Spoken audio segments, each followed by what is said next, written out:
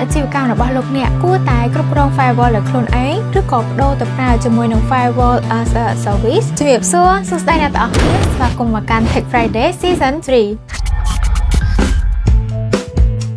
ជំរាបសួរហើយសួស្តីអ្នកទាំងអស់គ្នាខ្ញុំសុមាលីមកពី Process Solution ចឹងថ្ងៃនេះខ្ញុំនឹងមកចែករំលែកបងប្អូនទាំងអស់គ្នាតទៅអំពី topic តើការគ្រប់គ្រង firewall ដោយខ្លួនឯងជាមួយនឹងការប្រើប្រាស់នៅ firewall as a service តើមួយណាជាជម្រើសមួយដែលល្អនិងស័ក្តិសមបំផុតសម្រាប់ SME តាមក៏ពិតទៅនៅពេលដែលយើងជ្រើសរើសទិញនិងគ្រប់គ្រង firewall ដោយខ្លួនឯងយើងមិនមែនមានន័យថាយើងទិញតែឧបករណ៍មានសុវត្ថិភាពមួយមុខតែប៉ុណ្ណោះទេប៉ុន្តែយើងក៏ត្រូវមានទំនួលខុសត្រូវជាប្រចាំថ្ងៃផងដែរដែលការងារទាំងអស់នោះមានដូចជាការតាមដានការដំឡើងបច្ចុប្បន្នភាពក៏ដូចជាការគ្រប់គ្រងទៅលើគោលការណ៍សុវត្ថិភាពផ្សេងៗម្យ៉ាងវិញទៀតគឺត្រូវឆ្លើយតបឲ្យទាន់ពេលវេលានៅពេលដែលមានហេតុការណ៍ណាមួយកើតឡើងសម្រាប់ SME ភាគច្រើនគឺគាត់មានក្រុមការងារ IT internal របស់គាត់នឹងគឺរវល់ជាមួយនឹងភារកិច្ចច្រើនរួចស្រាប់ទៅហើយដូច្នេះហើយនៅពេលដែលគ្រប់គ្រង firewall ជាញឹកញាប់គឺតែងតែឆ្លើយតបជាមួយនឹងបញ្ហាជំនួសឲ្យការដែល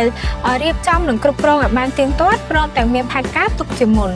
អញ្ចឹងបើសិនជាលោកអ្នកប្រើប្រាស់នៅ firewall as a service អញ្ចឹងគឺមានវិធីសាស្ត្រខុសពីនឹងដែលជំនួសឲ្យក្រុមការងារ internal របស់លោកអ្នកនឹងធ្វើការទាំងអស់ដោយខ្លួនឯងអ្នកនឹងទទួលបានការ support ពីក្រុមការងារសុទ្ធសឹងតែជាអ្នកជំនាញផ្នែក security អញ្ចឹងពួកគាត់ដែលជាអ្នកជំនាញនឹងធ្វើការតាមដានទៅលើបណ្ដាញរបស់លោកអ្នក24/7ព្រមទាំងមានការគ្រប់គ្រងការធ្វើបច្ចុប្បន្នភាពក៏ដូចជាពិនិត្យការជូនដំណឹងម្យ៉ាងវិញទៀតគឺឆ្លើយតបទៅនឹងបញ្ហាឲ្យបានទាន់ពេលវេលាផងដែរជាលទ្ធផលគឺប្រព័ន្ធសុវត្ថិភាពរបស់យើងគឺមានភាពរឹងមាំជាងមុនគឺជួយកាត់បន្ថយសម្ពាធទៅលើក្រុមការងារ internal របស់យើងបានច្រើនម្យ៉ាងវិញទៀតនោះគឺការគ្រប់គ្រងទៅលើប្រព័ន្ធសុវត្ថិភាពហ្នឹងគឺមានភាពទៀងទាត់ជាងមុនផងដែរអញ្ចឹងបើនិយាយទៅការគ្រប់គ្រង firewall ដោយខ្លួនឯងទទួលស្គាល់ថាចំណាយលុយតិចនៅដំណាក់កាលដំបូងប៉ុន្តែនៅពេលដែលរយៈពេលយូរទៅការចំណាយដែលពិតប្រាកដហ្នឹងគឺយើងចំណាយច្រើនដូចគ្នាដែលចំណាយទៅលើការ maintenance ជាបន្តបន្ទាប់ការប្រើប្រាស់នៅពេលវេលារបស់បុគ្គលិករបស់យើងហ្នឹងច្រើនមែនទែនហើយម្យ៉ាងវិញទៀតយើងត្រូវការអ្នកជំនាញទៅលើផ្នែកនឹងដូចគ្នាហើយដូច្នេះហើយ